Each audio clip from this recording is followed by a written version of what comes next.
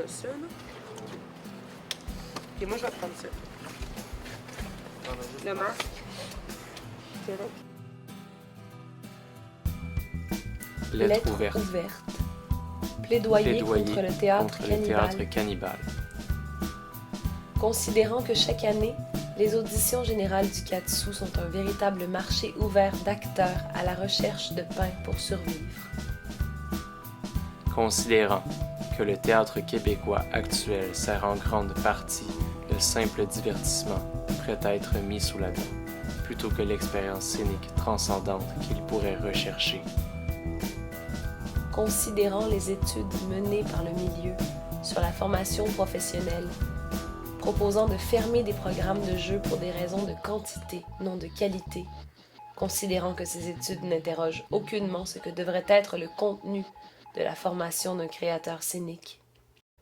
Le théâtre de l'Odyssée a souhaité s'attaquer à ces célèbres auditions publiques au théâtre de Katsu. Notre collectif autodidacte et autogéré s'est lancé dans une série de guérillas artistiques. Le 26 mai était pour nous l'occasion de dénoncer la tendance du théâtre québécois actuel à se consumer lui-même. Les auditions générales du Katsu représentent sans nul doute le phare de cette réalité. Chaque année, environ 70 interprètes théâtraux s'arrachent les plumes et exposent leur chair fraîche lors de ce meat market devant agents et directeurs de casting, public affamé et impatient de garnir son estomac gourmet. Pendant que les gouvernements égorgent la culture, que les écoles de formation professionnelle les plus reconnues ignorent la recherche fondamentale et les voies alternatives au culte du personnage psychologique et textocentriste, hommes et femmes du théâtre au Québec ne s'inquiètent encore que de la grosseur du plateau de viande fraîche qu'on leur offrira et des moyens qu'ils auront pour la consommer. À notre époque, où la consommation est au centre des mœurs, où nous avons même tendance à nous entre-consommer, où nos vies souvent frivoles et superficielles débordent de profanes. Il est de notre devoir d'artiste d'aller à contre-culture et de retrouver le sacré de l'œuvre théâtrale, de les couvrir de questionnements universels. C'est une question de vie et d'essence. L'adoration aliénante du dieu viande a beaucoup trop duré.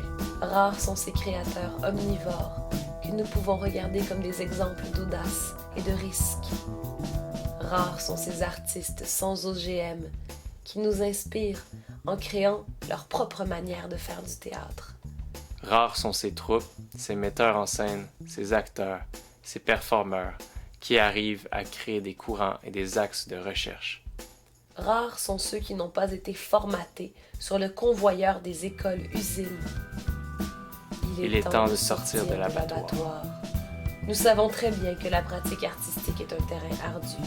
Nous serons les premiers à exiger des gouvernements l'oxygène dont ils privent leurs créateurs. Cependant, que les mesures d'austérité ne servent pas de bouc émissaire à ces éleveurs de bétail. Sortons du confort. Apprenons à apprendre. N'ayons pas peur de débattre sur des enjeux de fond. Place à la recherche fondamentale. Place au risque, à la relève des alternatives. Place aux brèches dans cette épaisse bulle hermétique qui est devenue le théâtre. Cessons le cannibalisme théâtral et nourrissons réellement les rêves révolutionnaires qui sont l'étendard des artistes depuis toujours.